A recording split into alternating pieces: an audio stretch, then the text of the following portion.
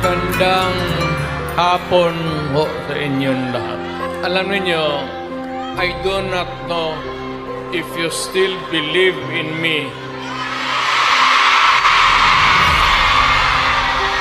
Nakatingin ako sa inyo, dapat magkita-kita tayo doon sa ating bayan. Kaya lang sa sitwasyon natin ngayon, kailangan talaga punta tayo sa ibang bayan maghanap buhay. Pero sa akin, the fact that malayo kayo sa pamilya ninyo, dama ko yung lungkot at alam ko yan.